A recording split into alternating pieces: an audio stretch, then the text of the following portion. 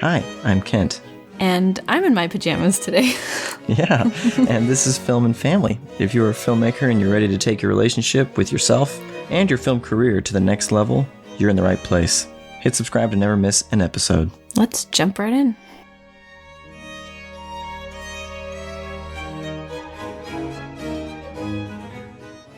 All right, well, thanks for coming to this episode called How to Do Twice as Much in Half the Time. Does that sound ridiculous? Hopefully it does, but it doesn't. Because hopefully if you're listening, you actually believe that that's possible, that you're going to learn that this time around. So we just want to talk a little bit about this idea of powerful exponential time management, if you will. And we want to do this sort of as a prepper for the course that is going to be part of the Film and Family program this month for members only. Sorry, I'm still just enjoying this pajama thing. I don't know why you didn't tell me earlier that it is so comfortable. I think I should do this every time. It's a beautiful thing. I feel like it's really cozy and intimate. Maybe I'll share things I wouldn't share if I was still in my work clothes. Yeah, well. So I actually did also, before we jump in, want to update you guys on our film, because we told you we would have updates as we go along, and we are getting very close to shooting. We've got 3 weeks. 2.5. 2.5. Before actors fly out. Yeah, so we're looking at buying tickets soon. We are getting down into some of the more nitty-gritty details, and it's all coming together really nicely. There's still work to do. I would not put it that way. I feel good. I feel like I would not say this is coming together really nicely. What I mean to say is it is a giant tidal wave before us that we need to sail through.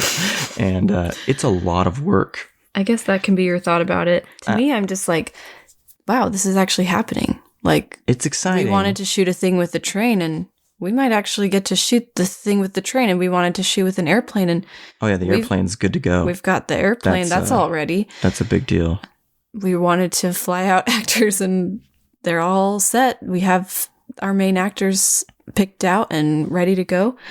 So yeah, I guess I'm kind of just living in the miracle still of this is still happening. Like, who was it that said they're always just waiting for it to fall? That was Damien Chazelle. Damien Chazelle. Yeah, he said when he was doing La La Land, he was like, first day of shooting, he was like, wait, no one's pulled the plug. Shutting us down. No one's pulled the plug yet? I thought for sure we weren't going to get to this point.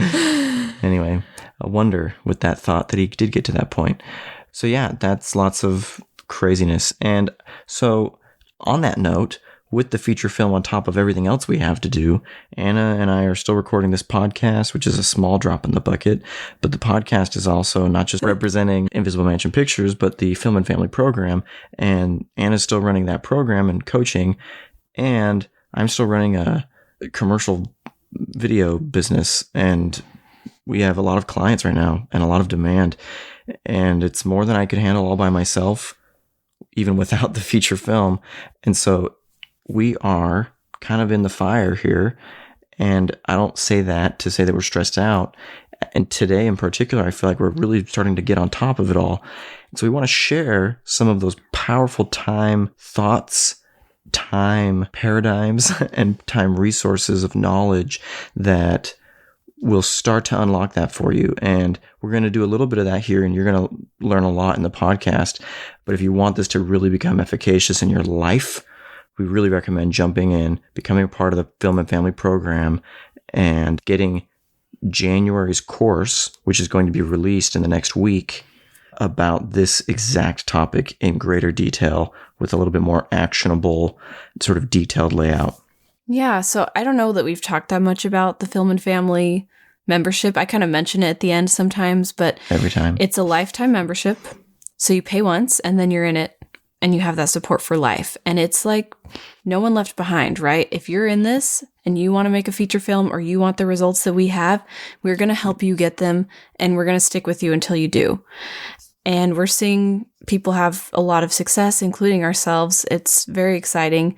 I do feel like it's different than any other program that I'm seeing out there. It's not just like here's a camera. Let me teach you how to use it and how to put it on a tripod. Important skills to learn, by Good the stuff way. to know. That's not what we're doing here. It's a little different. I won't get too much into that. But yeah, the how to get twice as much done in half the time is January's course. There's a new course every month. So if you have questions and you are in the program, you will be able to bring all your questions there. And we're going to go deep into this topic. So, Anna, why don't you talk a little bit about, you were telling me a little bit this before we started recording. On that note, who is this for? Because we talk a lot about film, right? We think a lot about our film careers, but there's a flip side to that. And I feel like, could you paint the picture a little bit about who this type of time management would be really powerful for specifically? Yeah. So I think that a typical time management course might be fine if you're someone who works a very steady 9-to-5 job, your life is very regular.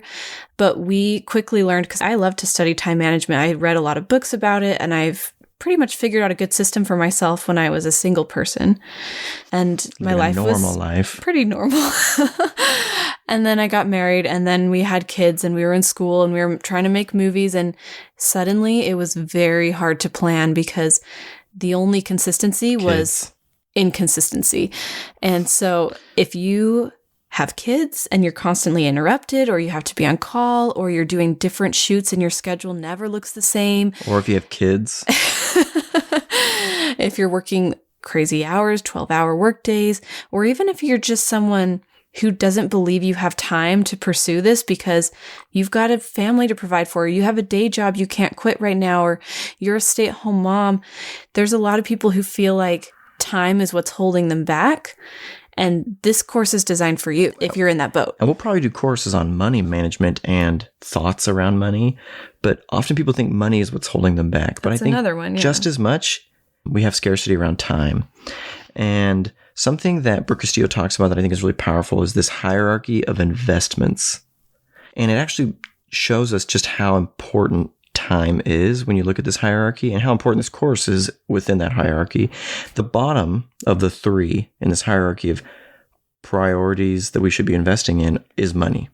That's at the very bottom. I think a lot of people think that's the top. Yeah, priority. I think we You think of investments, you think of money. The word investment is almost synonymous with growing money, right? And it's not that money isn't important, it's that it's at the bottom of that hierarchy. And if you actually want more money, you should not put that on the top of your hierarchy, because money is unlimited. There's an unlimited amount of money in the world. It reminds me of the Tim Burton's Charlie and the Chocolate Factory, where he says, there are 5 golden tickets, and there will only ever be 5. Only a fool would trade it for something as common as money. They make more of it every day. Anyway, so money, it's unlimited. You can make as much infinite amounts of money. There's no gold standard anymore, so we can make as many dollars ceiling. as we want. And frankly, it's really great to have money, but you've seen people get lots of money and lose it really fast. So money, if you ignore the other two in this hierarchy that are above money, doesn't sustain itself. So while it's important, there's something that's more important. And that one up above that is time. Because time is limited. Everyone has a fixed 24 hours per day. Don't even start talking to me about interstellar or black holes or relativity. Let's just assume that most of us are not traveling near speed of light and that time is consistently the same for everyone. And so email us if you think that's different in your case, and I'd be really interested in meeting you. So time is this great equalizer economically in terms of time. No one has more or less than anyone else. And then the most important one is your mind, knowledge, and your brain, as Brooke would say, I think. And that's because, let's say we took every last cent away from, since we're talking about film, Steven Spielberg. How long do you think he'd be broke?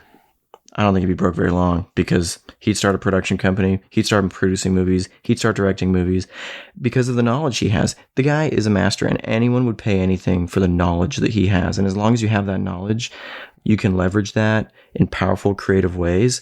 And this course is knowledge about time management, and how you're going to get the most out of it. So I just want to preface it with that, and hopefully I've painted the picture in a convincing enough way that you can see the value in investing, not just in our course, but in investing in your mind and in time over money. And invest in money. Invest in money, please. Be a responsible financial steward over what you have.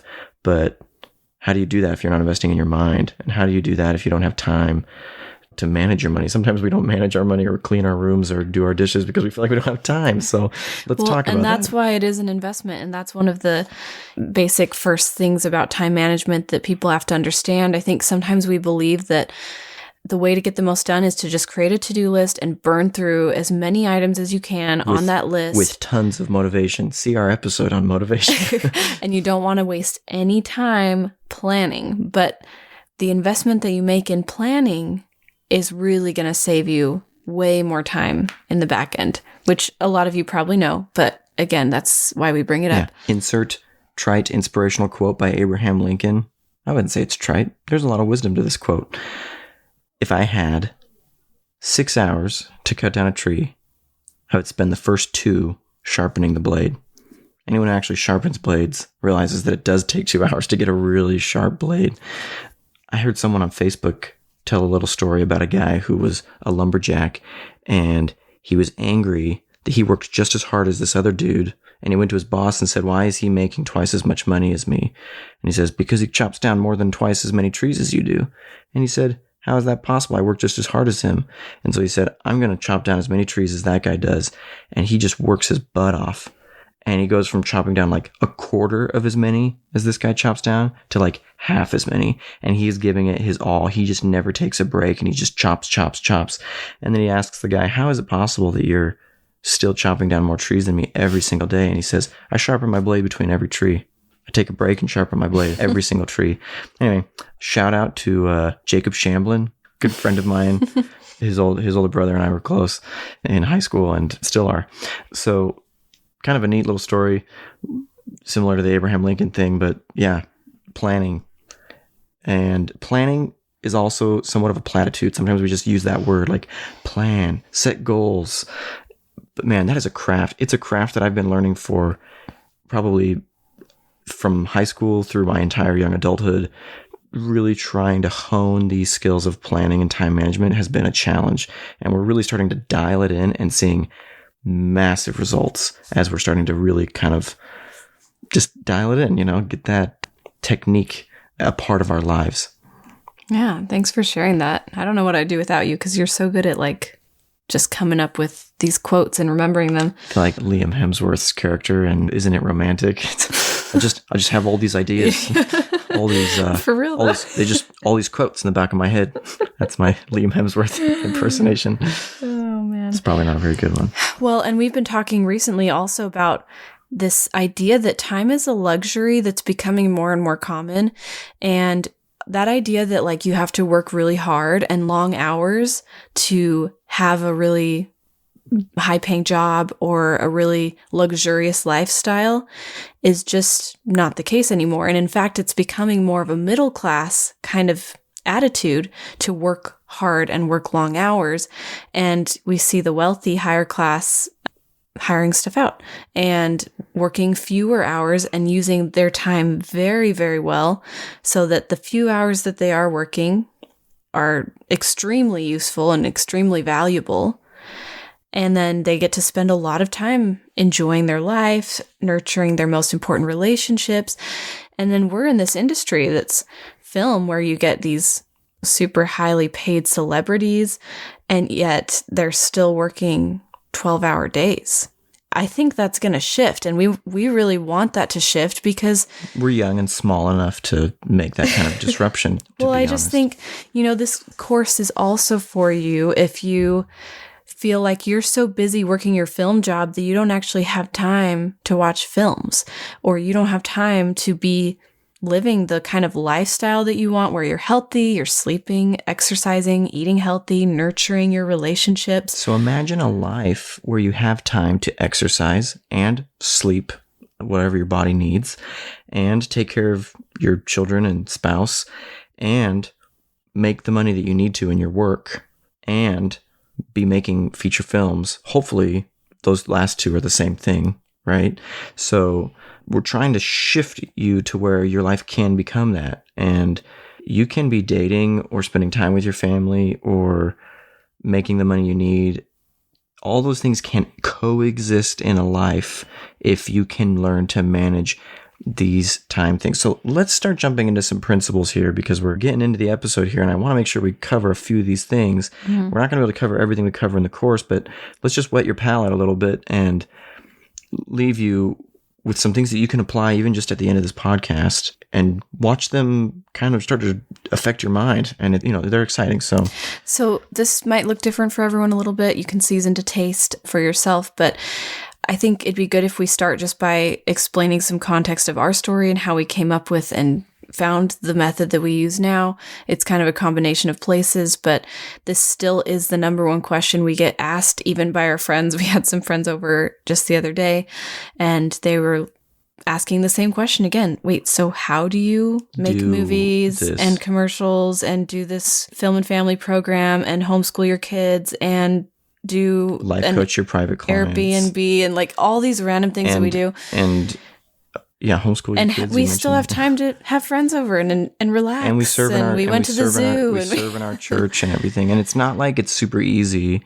I'm not gonna paint this picture that like your life will suddenly be easy, but it will be more accomplished. It's rich in a different way. Yep, rich in a different. I like that. So yeah. So we're going to go over that context a little bit, and we're going to go over the 4 quadrants, which we'll clarify, and then we'll go over some of the to-do listing versus calendaring, and then we'll whatnot. give you the short version of our process so you can start getting going on that. So the principle about the quadrants, the context first is not a principle. So we started our marriage basically with this vision of we're going to homeschool our kids just because we want to.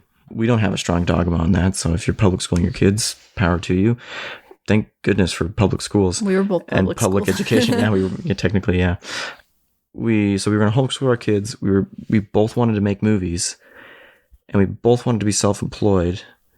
And already it was like, well, how is that all going to work out? And then midway through marriage so far, Anna got really into life coaching, and we're just like, we'll throw that into the mix. And you start throwing all these things into the pot, and you're like, what? This is literally an impossibility. How do you homeschool your kids? And if your kids are never away at school, this great comedian said, we really quickly found out that when we were homeschooling our kids, they never leave. And so you don't have that. How are you possibly both going to work? So now we actually both work 4-hour days. Anna works 4 hours. I work 4 hours. We trade off. We actually have hired an assistant, but that assistant never watches our kids. We raise our kids, and that assistant is a new thing. So it's not Kent gets as much time with the kids as I do during the day, like during our work day. Yep. He is single-handedly provided for our family for years, working part-time. So he is getting twice as much done as most people do in half the time. And I've done a lot of pivoting and stuff in my career. It's been a little crazier, but yeah, we definitely get a lot done. And we see even now as we're hiring people on, sometimes it's like, wow, we really do use that time very well. And I think people are used to letting those 8 hours kind of just roll through. Yeah, a little bit maybe. But even people who work really hard for 8 hours, I still think that there's an efficiency that happens when you limit yourself down to, I make money for only 4 hours a day. It's kind of powerful. So we have moved toward this semi-impossible looking thing, and it's just slowly come to pass, if you will. So I would say there's kind of been maybe 3 or 4 steps that I want to talk about that have kind of developed and been a big deal. So first was weekly planning. We started doing a weekly plan because we realized we didn't have a set time to just talk about our goals and talk about our approach to life. You know, he and I might be on different pages about parenting and about our goals. And so we wanted some time to be accountable to each other and to just really look at all the areas of our life and what we're working on. And I would describe marriage as a companionship. Is a really great, there's lots of good words, but in this case, accountability can be nice. Some people hire accountability coaches, which I think have value, but I think a marriage does that just fine without paying money. I guess I shouldn't say. It's not even really accountability as much as just intentionally taking this time. And just having a partner. That's why I call it a companionship. Having someone that I remember when I got married, I thought, this is great. I'm going to have like another me and we're going to be able to just kind of double our efforts. And then we had kids and we were like, oh my gosh, I got twice as big and I got like 3 times as small because like those kids just eat everything away. But that partnership, when you really do leverage it to its full extent, that's what weekly planning can do. You synthesize and sort of unify that part. Now, if you're not married, that's okay. I was going to say that. I was going to say, you don't need a partner to do this process. However, if you have a partner and you're collaborating together, you probably need this process even more. Yeah. Because you have to coordinate both your schedules together. Yeah. But if you're still single or you're flying solo or your spouse has just no interest in doing this with you, this still has monumental value.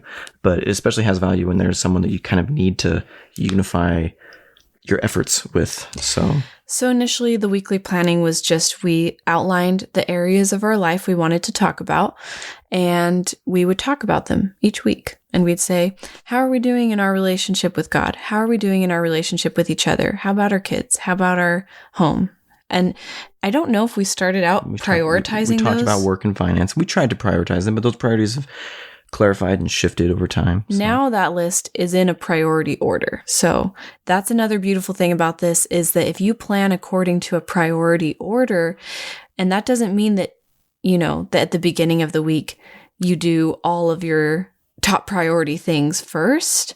It just means that when you're planning your calendar, that's what you put into your calendar. The top first. Priorities go in first. Even if you know you're going to do it Friday and you're planning on a Saturday and you're saying, okay, this is going to happen next Friday, I'm still putting it there in the calendar before I plan all the lower things. And that's really like, if you've heard of that analogy of the glass jar with the rocks and sand and water. Stephen R. Covey. Yeah. If you put in the water and sand first and then you try to fit the big rocks, they don't fit. But if you put the big rocks in first, then you can fit the sand and water in between the gaps. Same thing. Even if you don't fit all of your things into the week, the big rocks are in there. You know that the most important things to you are going to get done. Anything that doesn't fit is just water. Yeah, it just pours out and you're like, okay. If it doesn't fill the gaps, it's like you don't really miss it as much. It's sort of the excess in your life. So I'm going to go over those quadrants, which I think is also a Stephen R. Covey thing. Yeah. Those quadrants, because this is really the same topic, are made up of 2 things: urgency and importance. So if you imagine one side of the quadrant being urgency and the other side being importance, you're going to see these 4 categories emerge: not urgent and not important, not urgent but important, urgent but not important, and urgent and important. So most people live most of their lives doing the urgent things. So the urgent and important and the urgent and not important things. But the most effective people spend their lives, what I mean by that is they spend a majority of their time living in the quadrant that is not urgent, but important. That was kind of different for me when I first heard that. I thought, oh, wouldn't it be the urgent and important? But the thing is that since they're doing the important things, they don't ever become urgent, or most of the time they're not becoming urgent because they're doing them first. So it's never like, oh my gosh, I forgot about this hugely important thing.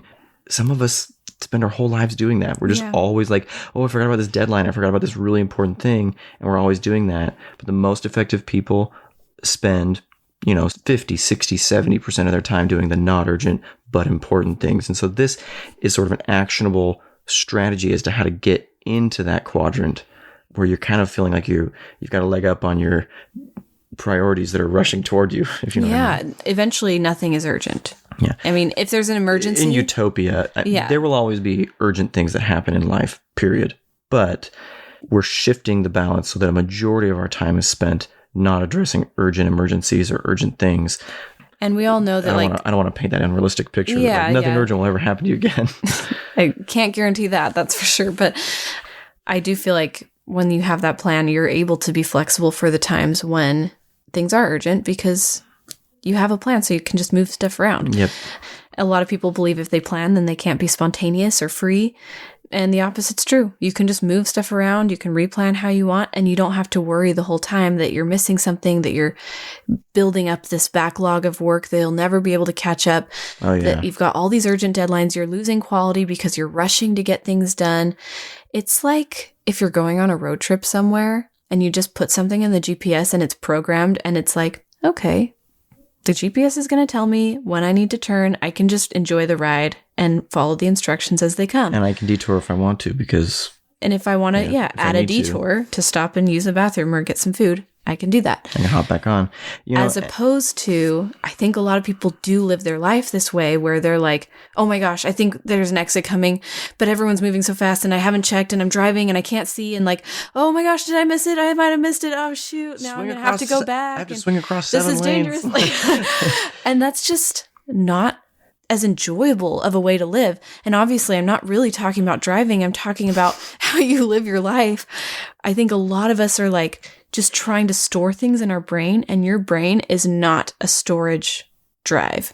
Your brain is like, bad at storing what things. is that? What is the difference between the long, like on your computer, there's like short-term storage. RAM, random access memory. That's the short term. I guess you could think of it that way. Okay, your brain is like that. I'm not a computer expert, so we might be spewing nonsense right now. Sorry, it's true. It might be. Whatever is the short-term one, if it's RAM, yes, your brain is like that. It can only remember on average 7 things at one time. So if 5 of those things are things you have to pick up at the grocery store and you're trying to remember those 5 things, you don't have a lot of space in your brain to be focusing on what you're doing right in front of you. Yeah. And if your kid's needing your help and then there's some noise going on, just like that noise you probably heard, a little notification, it just gets overwhelmed pretty quickly. But you can put that down onto paper and then you have a lot of freed up brain space. Yeah. And being able to roll with those punches in life and roll with those unforeseeables, that's a result of planning. And that ability is absolutely paramount for people with kids.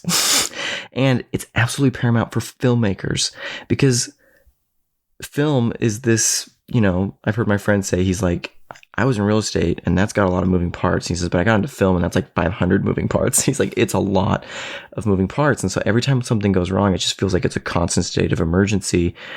And so being able to plan effectively and then roll and improvise effectively are 2 extremely important and very related skills. And David O. Russell, director of Silver Linings Playbook, The Fighter, American Hustle, he said you have to make a choice. If you don't make a choice, you can't see the spontaneous opportunities on set because your mind is everywhere. But once you've just said, this is what we're going to shoot and this is how we're going to do it, you get there and you're like, no, it's not.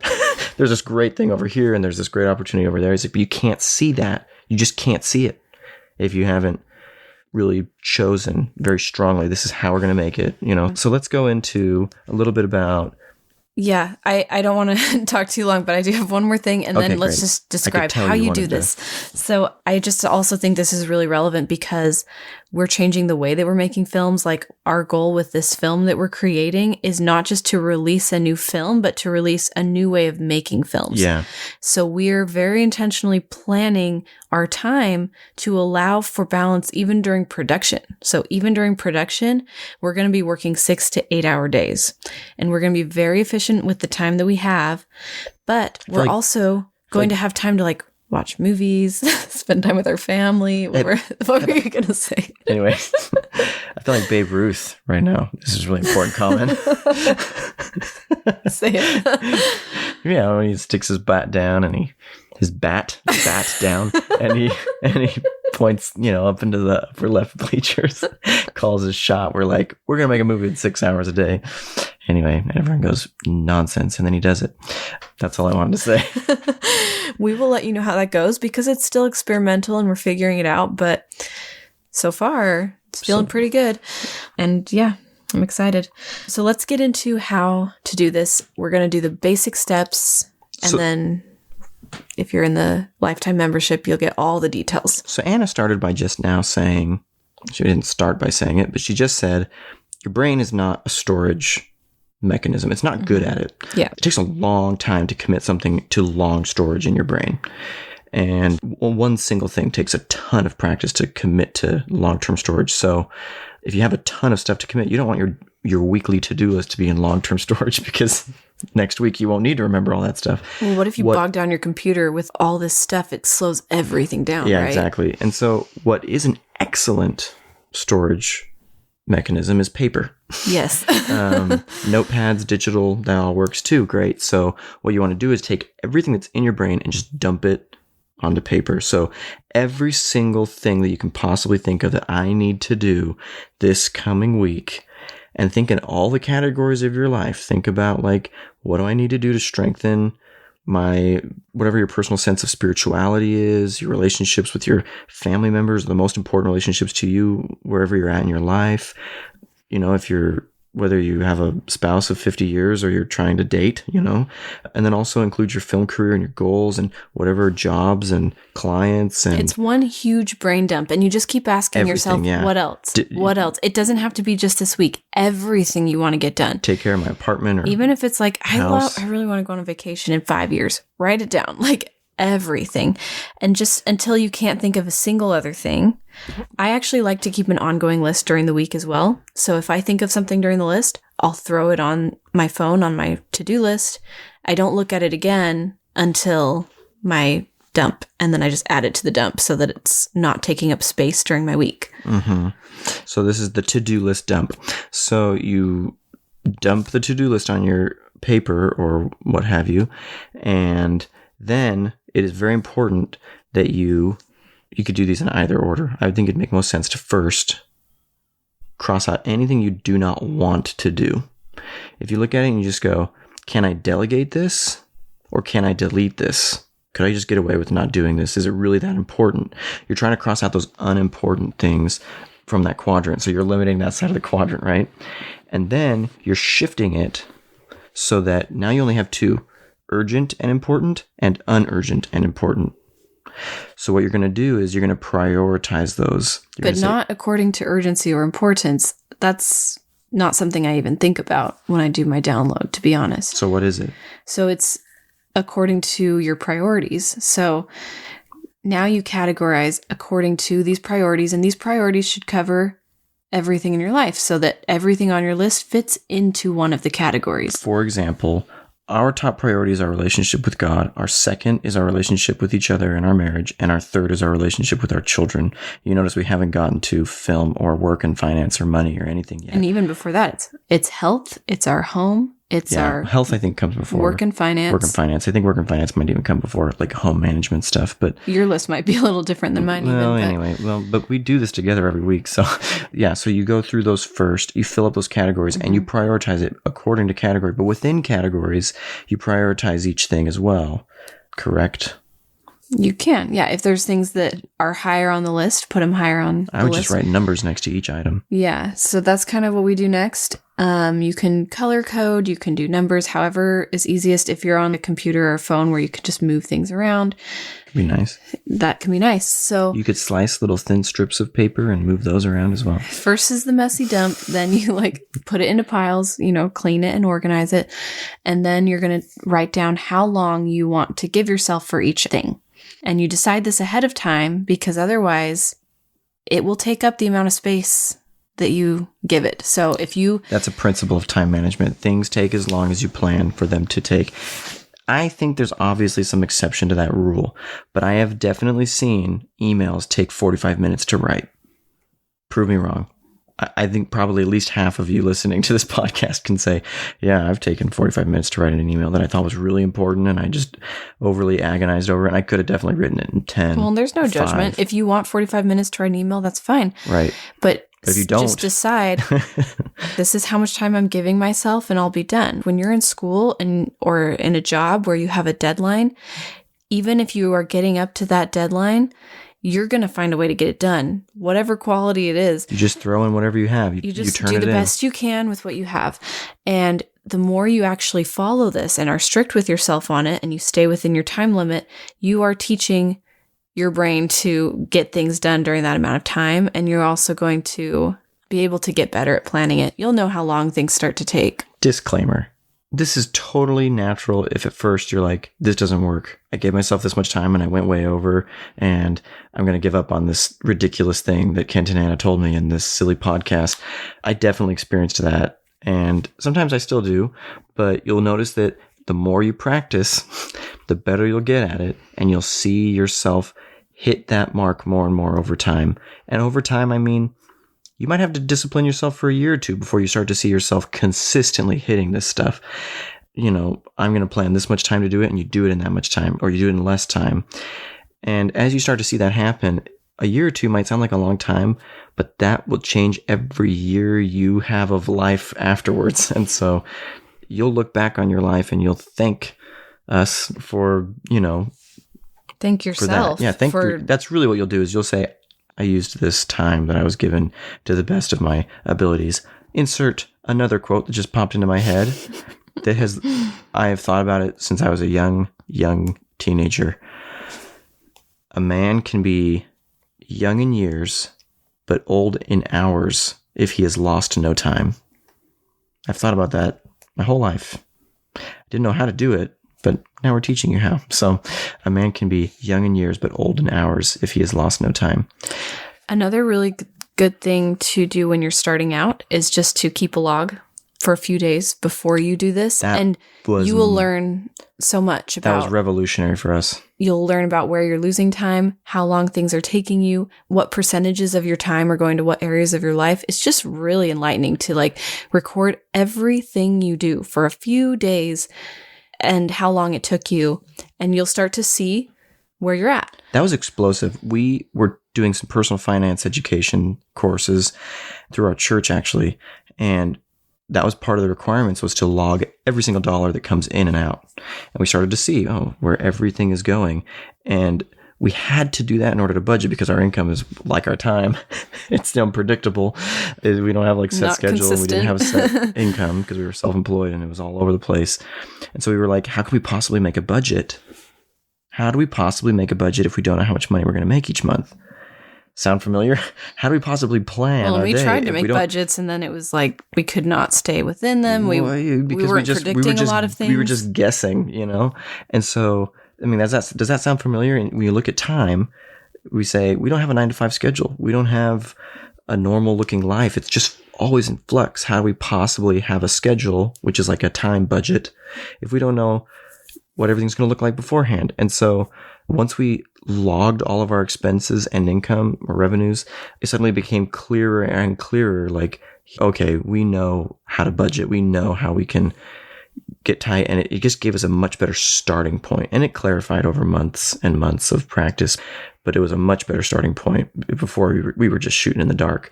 And then suddenly it hit us and we said, we need to do this with our time because our time was just as unpredictable. So we started logging every hour, every thing that we did and how long it took. And suddenly we said, okay, we have a pretty clear picture of what this is. And so, yeah, logging for a week or two will blow your mind because you'll say, wow, I had no idea that the majority of my time was going to this and that I was doing these other things for so little time. It's enlightening. Yeah. So I'm just going to wrap up here really quick with the rest of the steps. So once you've organized your list, you've written down how much time you're going to give yourself for each thing, then you're going to go in priority order and put it all on your calendar. So top priorities go on the calendar first. You plan them in advance. So if there's a deadline, you don't want to plan it right before the deadline.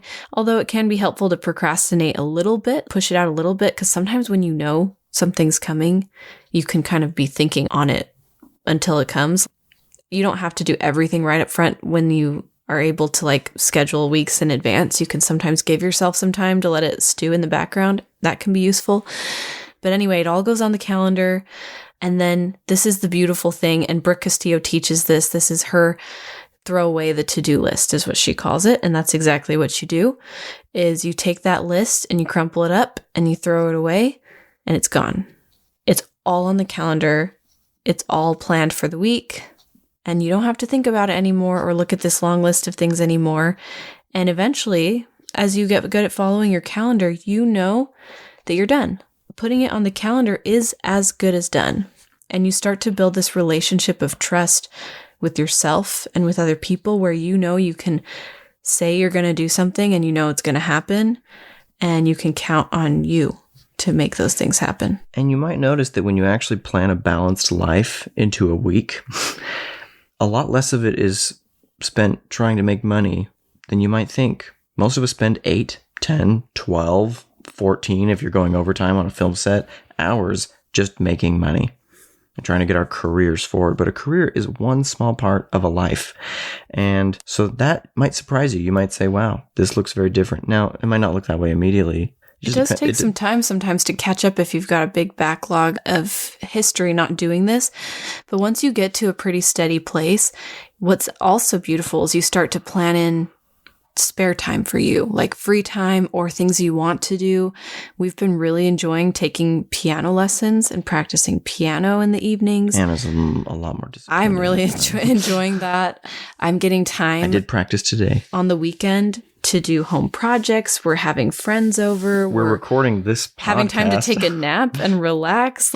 We don't nap most days, by the way. Yeah, but on Sunday I get a nap, and that's really nice. You're welcome. So all of this is because we plan in advance and we can get stuff done and have time for it. And when crazy urgent emergencies like things happen, which they do, and that's okay, you still know that you're getting the most important things done and that you have a plan, and that when you're deviating from it, you're doing it intentionally. You're not just living life by the seat of your pants and sort of life dictating to you what you're going to do when. You can live just a little more intentionally and feel a little more ownership over your own agency and the direction of your own life. So let's wrap it up. We want to invite you to join the Film and Family program, get this full course and access to it, where we're going to go into even more detail. We're going to talk, I mean, we don't have time to do this today, but just so you know, some of the things that the course will cover that we didn't get to are how to be flexible with kids by planning, sometimes it's just 2 times or 3 times as much time to get stuff done. But we'll talk about that. We'll talk about what to do when something doesn't get done on your calendar and how to move forward from that. We'll talk about the very detailed specifics of this process. We'll talk about evaluating your calendar and like how you can keep an ongoing sort of log to see how you're doing, and just a lot more detail on these topics. And more powerful thoughts around time itself, which that's what we're all about. Yeah. Those thoughts are truly the most valuable part of the course. And hopefully we've shared some of those that are very, very powerful in this episode. But once again, the reason those thoughts are the most valuable part of the course is because that's the top investment category, which is your mind. And when you understand those principles of truth in your mind, and they are stored into that long-term memory, your to-do list not stored in your long-term memory, then you have power over your time. And when you have power over your time, you have power over your money. And that's your the way life. it works. Managing your time is managing your life. It's a big part of creating the life you want to have. And that all starts in your mind with your beliefs around time and how you approach it. So awesome. Definitely we'll get into that. Yeah. Awesome. Well, thank you so much for joining us today. And we really hope you like what you're learning on this podcast. If so, you could give us a compliment by giving us a 5-star review or a referral. As always, share this with your friends if you know anyone that you think could be benefiting from either this specific episode, which, any human that lives in the 4th dimension of time in a linear fashion, you could refer that to those people that that fit that category. So, and 5-star reviews are helpful because, it just helps. So. And we've already mentioned the Film and Family Lifetime Membership. For more information about that, you can click the link in the show notes to learn some more. And thank you so much for joining us. We'll see you next time. Bye. Bye.